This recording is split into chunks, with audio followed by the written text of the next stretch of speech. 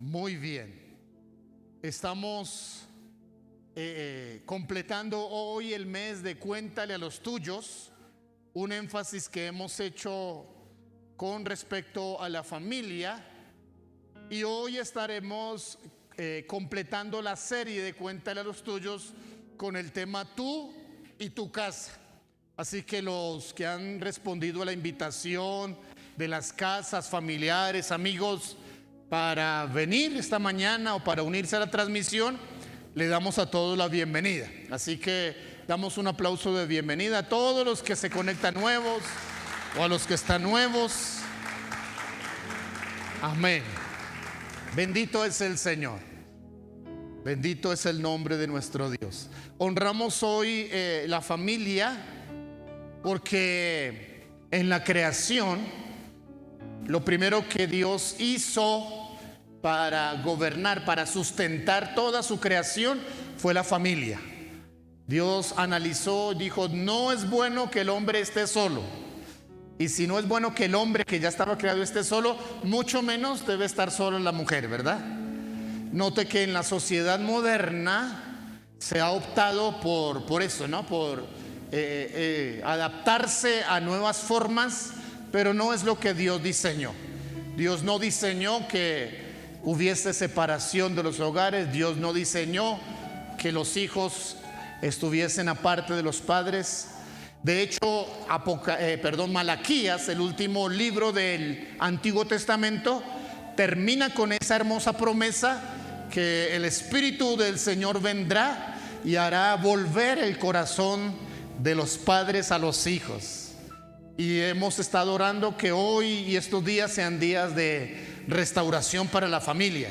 Amén. Restauración para la familia. Y estaremos profundizando acerca de este tema. Cuéntale a los tuyos. Ha tratado con familias que respondieron de manera positiva a ese llamado de Dios. Familias que han entendido el plan de Dios, el cual es bendecir a todas las familias de la tierra. Y eso lo incluye a usted. Amén. ¿Cómo reacciona usted cuando usted escucha en la Biblia que usted está incluido en la bendición de Dios, en el pacto de Abraham? ¿Se alegra? Sí. Escuchen los que están en casa, ustedes están incluidos en la bendición, en el pacto de Abraham, porque ese ha sido el plan de Dios, el propósito de Dios. Dios liberó a un hombre en la ciudad de Gadara, ¿recuerdan? Para restaurar y para rescatar a esa familia de esa región y darle una misión, un propósito que esa familia cumplió muy bien. También hablamos de la transformación que Dios hizo en la vida de un rico llamado Zaqueo, y a través de esa transformación, para rescatar no solamente la familia de Zaqueo, sino muchas familias en Jericó. Dios obró un plan perfecto y maravilloso en el tiempo de José, después de 7 años de hambruna. Y entonces, a través de José, no solo preservó la vida a una familia, sino a 70 personas que después fueron bendición a todo Egipto. Imagínense eso, todo Egipto recibió la gracia bendita de Dios cuando se establecieron allí. Un tiempo conocido como el tiempo de las vacas flacas. Sí. Hemos vivido un tiempo de pandemia donde parece que ya de manera está controlada o haya desaparecido. Sin embargo, hay una pandemia aún, o un problema o enfermedad aún más grave que ese mismo COVID, y es aquel problema que ha venido tratando de separar las familias en los últimos años. Y para los tiempos finales está establecido que habrá rivalidad entre esposo, esposa, entre los miembros de la casa. Y Jesús trató acerca de eso cuando habló de las señales finales. Si hay una entidad, una organización que está llamada a preservar los valores de la familia, es la iglesia. Perdonen, hermanos, qué pena que los despierte. Si hay una entidad una organización que está llamada a preservar el valor de la familia es la iglesia. Y usted y yo somos iglesia. Y trabajamos, escuche, trabajamos por lograr mejores familias, comenzando por la nuestra. Diga eso conmigo. Trabajamos por lograr mejores familias, comenzando por la nuestra. Este es nuestro llamado en este tiempo de pospandemia.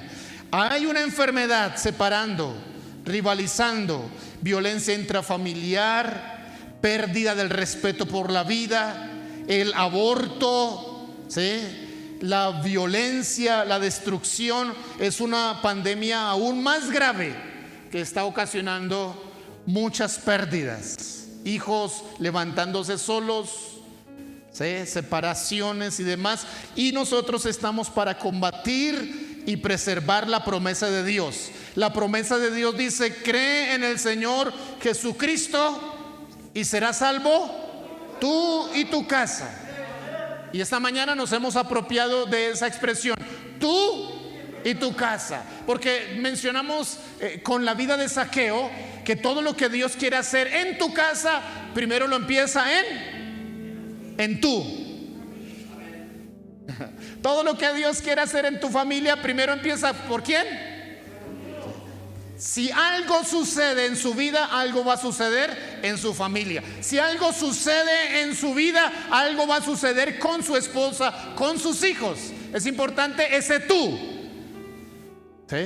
No dice tu casa, sino en tú y tu casa. Serás salvo tú y tu casa. Así que vamos a trabajar en esta mañana sobre esa expresión. En la ciudad de Filipos, una familia recibió por primera vez esta promesa. Y quiero hablar un poquitico de esta familia.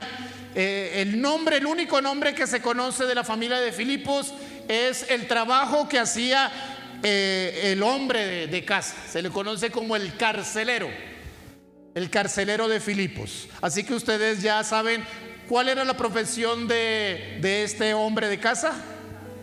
Guardia, administrador, cuidaba la cárcel de Filipos. Y la historia se desarrolla en relación de esa cárcel, esos acontecimientos previos al encarcelamiento, ¿sí?, de Pablo y Silas en Filipos.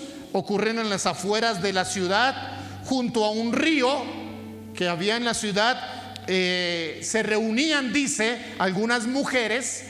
Y Pablo y Silas, cuando llegaron a hacer misión en Filipos, ven que las mujeres allá se reúnen, lavan, y establecieron un grupo de oración junto al río de Filipos. Y comenzó entonces a pasar cosas para la ciudad de Filipos, espirituales, por supuesto, por la oración de aquellas mujeres. Luego dice que en esta ciudad una joven llamada Lidia, con toda su familia, creyeron y se bautizaron. Y esa casa, la casa de Lidia y de su familia, se convirtió en la base de las misiones, donde Pablo y Silas estuvieron viviendo varios días mientras ellos completaban toda la misión.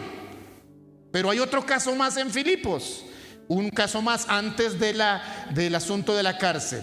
Se trata de una joven, una señorita, conocida como una pitonisa o una muchacha que estaba desde niña entrenada en asuntos de la magia negra, amarilla, blanca y de todas ellas, y le daba ganancia, ¿sí?, en Filipos, adivinando. Tenemos que tener cuidado de no confundir los dones del Espíritu Santo con las manifestaciones demoníacas. Y en Filipos se narra de una joven que estaba con este problema, una medium, tenía espíritu de adivinación, era usada para ganancias de sus amos. Ella es liberada por Pablo de ese espíritu, y entonces sus amos se enojan, prenden a Pablo y a Silas, los golpean y los echan en la cárcel bajo falsas acusaciones. Ahora que he dado esa resumen histórico, vayamos al texto bíblico. Hechos capítulo 16. Abra su Biblia en Hechos capítulo 16 y acompáñeme en la lectura que voy a hacer desde el verso 23. Hechos 16 desde el verso 23. Si encuentra, sígame en la lectura ahí en voz baja o en voz alta, como quiera. Si no encuentra, escuche. Espero que antes de terminar el culto encuentre Hechos 16, 23. Después de haberles azotado mucho, los echaron en la cárcel, mandando al carcelero. Note que aquí entra en acción la figura de un hombre llamado el carcelero, que los guardase con seguridad. El carcelero, dice el verso 24, el cual, recibido este mandato, los metió en el calabozo de más adentro, el oscuro, y les aseguró los pies en el cepo. Pero a medianoche, orando Pablo y Silas, cantaban himnos a Dios, y los presos los oían. ¿Sabe qué estaban cantando esa noche? Glorioso Dios, eterno Rey, mi salvación. Amén. Yo pensé que ustedes se iban a alegrar. Sí. Algunos me escuchan cantar y dicen: no, pastor, siga predicando mejor, no cante. Mi esposa dice: sí, amén. Bueno, gloria al Señor. Cada uno recibió dones del Espíritu para provecho, dice. ¿En qué verso voy, hermanos? 26, gracias. Entonces cantaban himnos, dice el 25, los presos lo oían. Entonces sobrevino de repente un gran terremoto, de tal manera que los cimientos de la cárcel se sacudían, y al instante se abrieron todas las puertas. Diga, se abrieron todas las puertas. Y diga, y las cadenas de todos se soltaron, despertando el carcelero. ¿Sí? Despertando el carcelero. Mire, el carcelero se echaba sus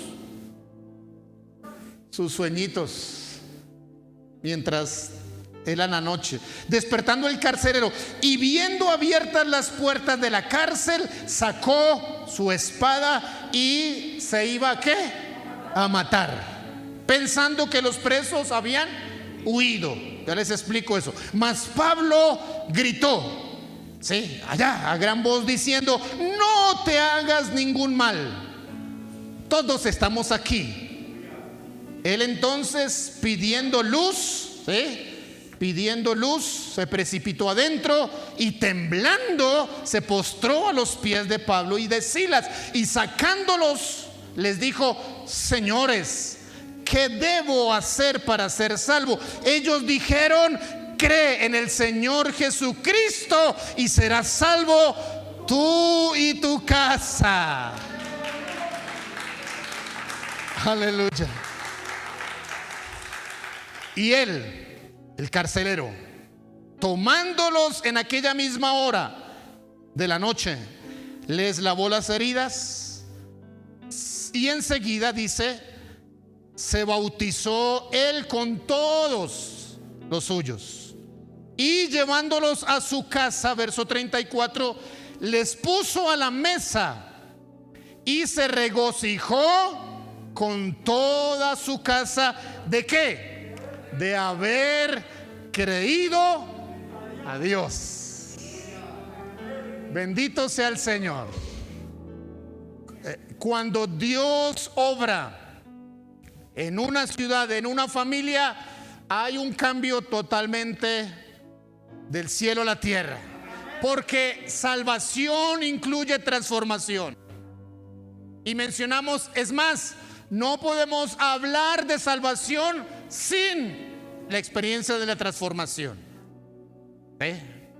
Lo demás, la gente experimenta cambios de templo, va a un lugar, cambia de ciudad, cambia de ropa y demás. Pero cuando hablamos de transformación, no es ese cambio externo, sino es una transformación, un cambio interno.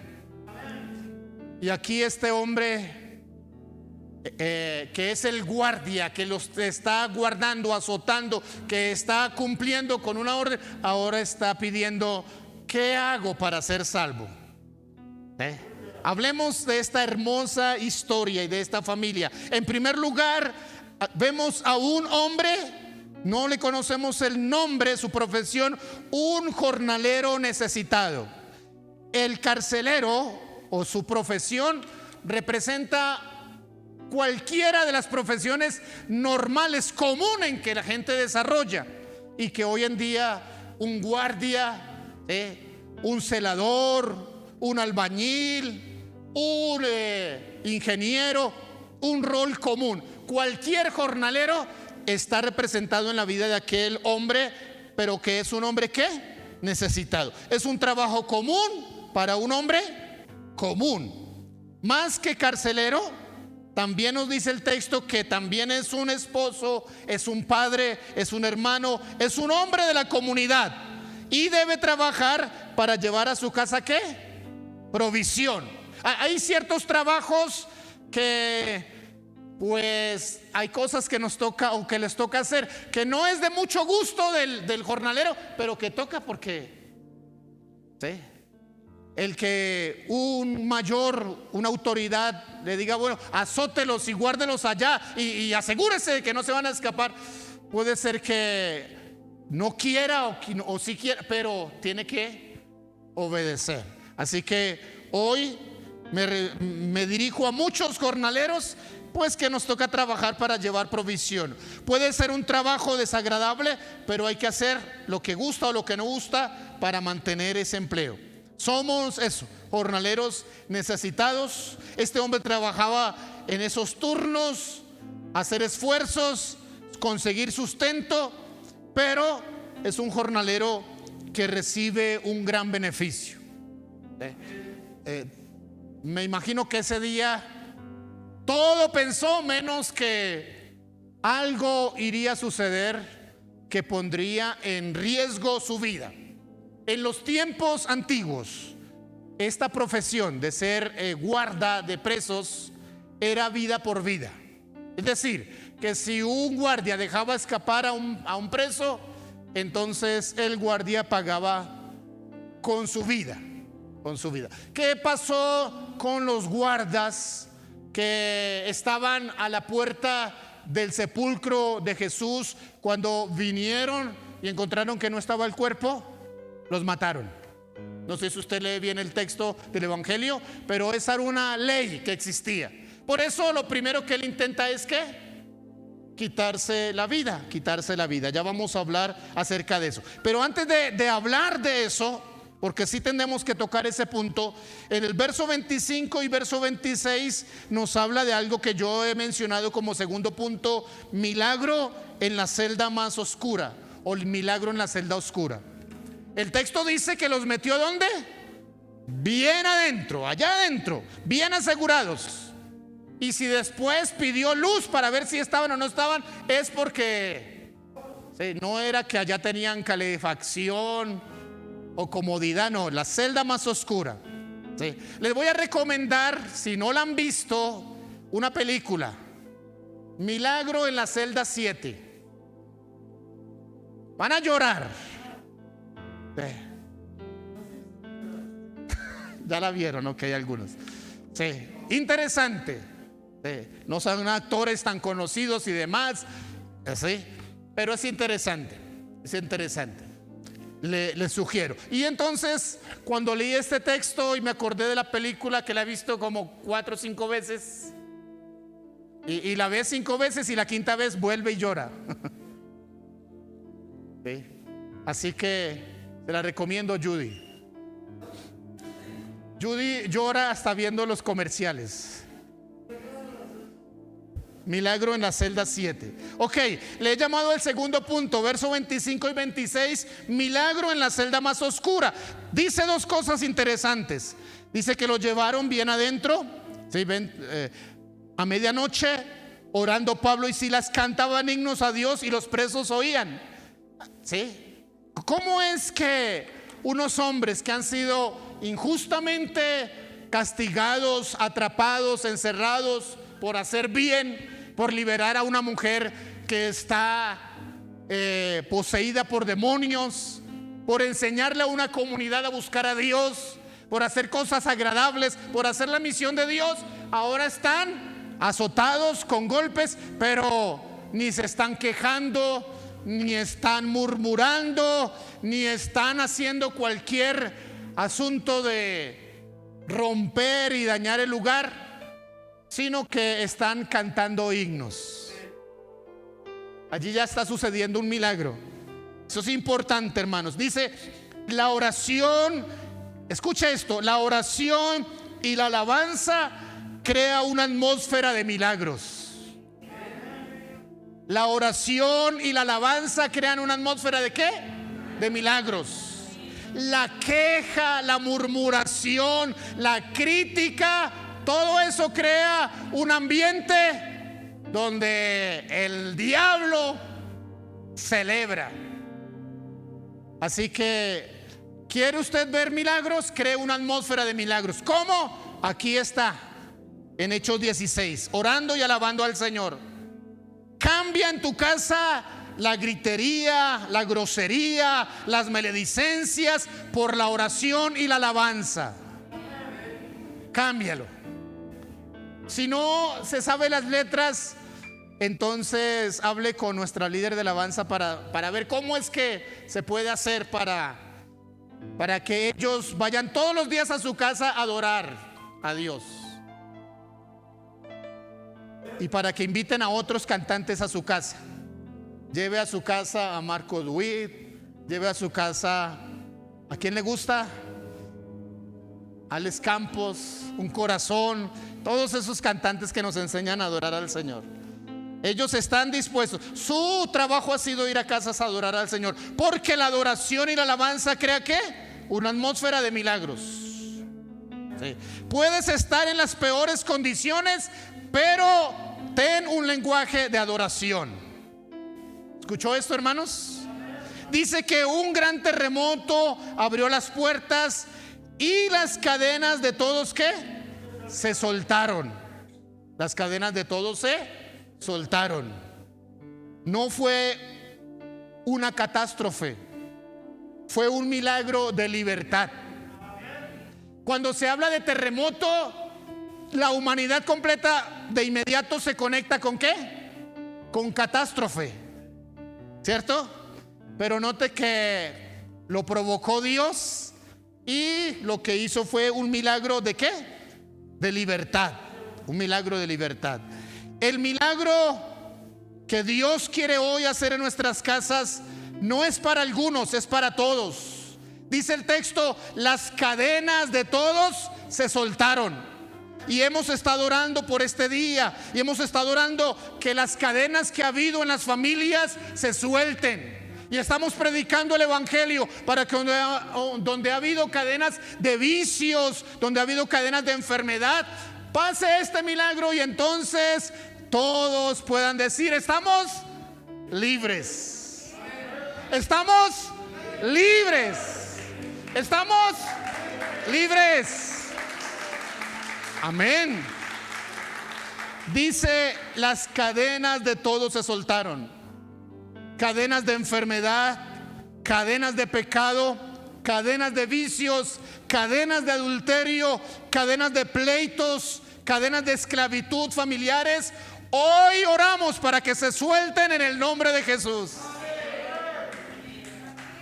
Hoy oramos para que tengan libertad. Amén. Le hemos llamado a este evento Tú y tu casa.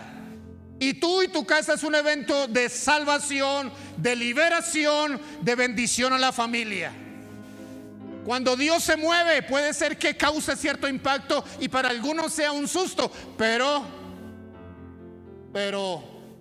Dios no hace algo para destruirnos, Dios hace algo para liberarnos. Dios hace algo para liberarnos. Sí. Ahora, hay algo importante en el verso 28. Me parece que es una palabra hermosa para el día de hoy. Pablo grita, no te hagas ningún mal, ningún daño. Está en el verso 28. Sí. Ahora, note que el lugar está oscuro. Seguramente Pablo ni siquiera puede ver lo que está haciendo el carcelero. Pero Pablo supone, porque es un hombre de leyes. Pablo es un hombre de leyes. Y él conoce que la vida de ellos entonces estará en la vida del carcelero. Ahora, si se menciona un solo guardia, pero se mencionan muchos presos, es seguro que él y su familia tendría que pagar las consecuencias de haber dejado ir o huir a los presos. Y sin luz ni nada, en esas condiciones, Pablo desde adentro grita: no te hagas ningún mal, ningún daño. Escucha esto. Yo quiero detenerme un momento acá. El carcelero se despertó, su sueño se interrumpió. Mire, hay gente, escucha esto que voy a decir. Hay gente que duerme mientras Dios está obrando. Hay algo que está pasando, pero hay alguien que está durmiendo.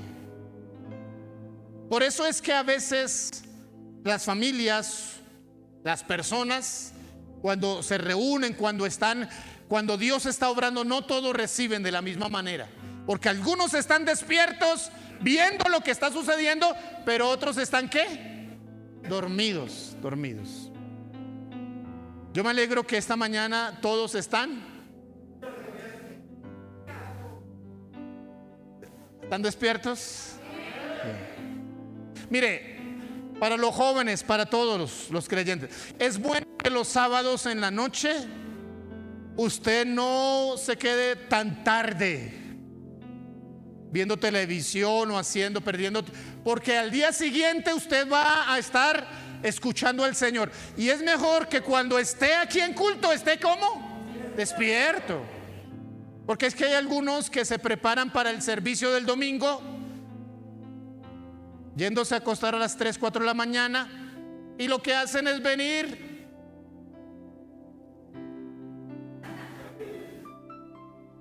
no hablemos de ellos, hablemos del carcelero.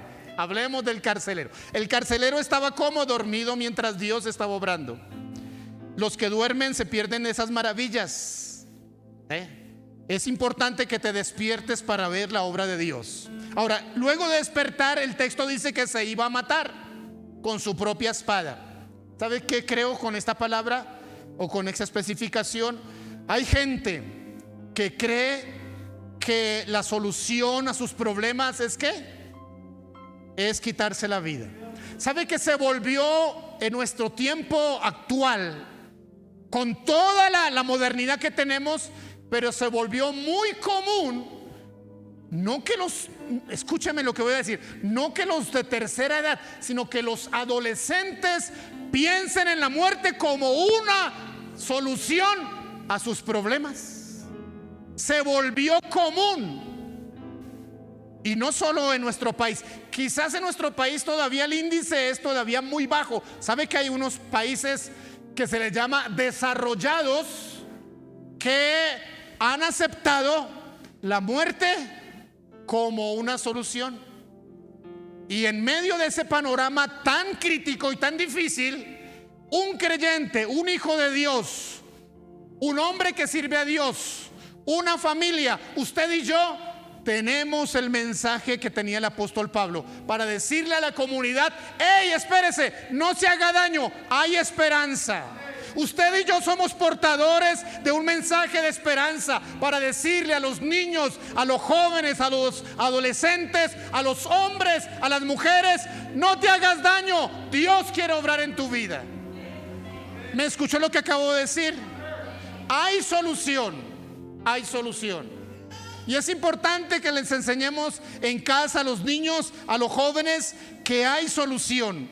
No te hagas ningún daño. ¿Sí? Dios dice que si crees en Él hay solución, hay vida. Es más, dice que si crees en Él, aunque estuvieres muerto, podrías vivir. Así que la solución no es que te quites la vida, la solución es que recibas la vida que Jesús ganó para ti en la cruz. Él prometió: serás salvo tú y tu casa. Somos portadores de un mensaje de esperanza. Pablo grita: aquí estamos todos, ninguno ha huido, somos presos, pero estamos libres. Aquí, hermanos, note eso, escuche esto. Todos los presos están ahí, pero ¿están cómo? No tienen cadenas. Las puertas están abiertas. ¿Sí? Mire, escuche esto. Hay gente que está adentro en la cárcel y ha aprendido a vivir en libertad. Y hay gente que está afuera de la cárcel, pero está presa. ¿Escuchó lo que acabo de decir? Yo he tenido la bendición y la experiencia de compartir el evangelio en las cárceles. Estuve dando 2 o 3 veces mi nueva vida, todo el ciclo de mi nueva vida, en la cárcel La Modelo. Dentro de la cárcel La Modelo hay una capilla de la confraternidad carcelaria, y allí se reúnen los creyentes, porque hay creyentes. Y tuve la experiencia de estar yendo durante 3 meses a enseñarles acerca de mi nueva vida. Qué experiencia tan interesante. Y escucharles orar, leer la Biblia y actuar como creyentes que están ¿qué? Libres. Libres. Interesante. Pablo dice: no te hagas daño. Aquí estamos todos. Aquí estamos todos. El carcelero ahora está postrado a los pies de Pablo y Silas pidiendo salvación. Y la respuesta es muy sencilla: cree en el Señor Jesucristo y serás salvo, incluyendo a la gente que está ¿dónde? En tu casa. En tu casa. Y en tercer lugar, esto es importante, los versos 32 al 34 de este pasaje de Hechos 16 nos muestran una promesa cumplida. 32 al 34. ¿Qué sucede en esos versos? Están en la casa del carcelero. ¿Para qué están en la casa de él? ¿Sí? Para escuchar atentamente el mensaje de salvación. Toda la familia, todos se bautizaron en aquella madrugada. No importaba si estaba el clima frío o agua fría, todos se bautizaron. No tenían que esperar más, no le pusieron mucho. No, pero es que no estamos preparados. Si crees en el Señor puedes hacerlo. Interesante eso. Todos se bautizaron esa madrugada. Fueron amables con Pablo y Silas. Curaron sus heridas. Prepararon una cena. ¿A cuánto le gusta eso de que preparar una cena? A mí me gusta cuando en el evangelio aparecen cenas, porque yo digo, bueno, el Señor recompensa. El Señor conoce, algunos dicen el Señor conoce mi corazón, y también el estómago me lo conoce. ¿Cierto, hermano Osvaldo? Es más, el culto de hoy tiene una particularidad. No solamente tiene comida material, tiene también comida física, y preparada por jóvenes. Mira, no se alegraron. Cuando dije preparada por jóvenes, como que se preocuparon. No, los jóvenes también cocinan bien, hermanos. Y si no, nos apegamos a la promesa de Marcos, aunque comiéramos no, mentiras. Hoy también hay cena. Amén. Sí, qué interesante. Una cena. El cumplimiento de la promesa. El cumplimiento. Prepararon una cena, compartieron todos como una nueva familia. Allí ya no hay. Allí ya no. Y usted no se puso a pensar, bueno, ¿y si están en casa? ¿Se llevó a todos los presos? ¿O dejó a algunos allá en la cárcel libre? No le importó nada de eso. No está explicado en el texto. Eso no es lo importante. Lo importante es lo que Dios está haciendo. Y cuando Dios obra, lo hace completo. Cuando Dios obra, obra completa. Amén. Fue alegría, fue gozo, fue un gran cambio. El ingrediente principal esa noche, ¿sabe cómo dice allí? El ingrediente principal en esta casa dice: todos se regocijaron de haber ¿qué? Creído en el Señor. Ese es el ingrediente principal en esa casa. Dios cumple su promesa. Creyó y fue salvo el carcelero con toda su casa. Dios cumple sus mandatos. Hoy Dios cumple la promesa que Él restaura hogares, que restaura matrimonios, que sana vidas, que hay perdón, que hay reconciliación, que hay regocijo, que hay liberación, que hay familias sanas. Hoy el Señor está en medio nuestro para actuar, para hacer un milagro, para romper cadenas y para hacer volver y unir nuestros corazones. Si hasta el día de hoy había algún asunto no arreglado, si había algún conflicto no resuelto, si había algo de falta de perdón, es el día para restaurar y para volver a casa regocijados de que el Señor nos ha hecho libres a todos, porque Él ha prometido: serás salvo tú y tu casa. ¿Se alegran de ello, hermanos? Una promesa cumplida. Sí, de un aplauso al Señor.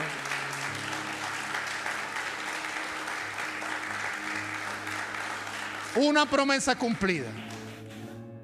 La solución no es ni separarte, ni matar, ni acabar con tu vida, ni acabar con la vida de los tuyos. Hay una palabra del Señor. Cree en el Señor Jesús. Tu casa tiene salvación. Tu matrimonio aún tiene salvación. La relación con tus hijos aún tiene salvación. Aunque financieramente hayas perdido todo, esta mañana estoy para decirle que hay una promesa de Dios.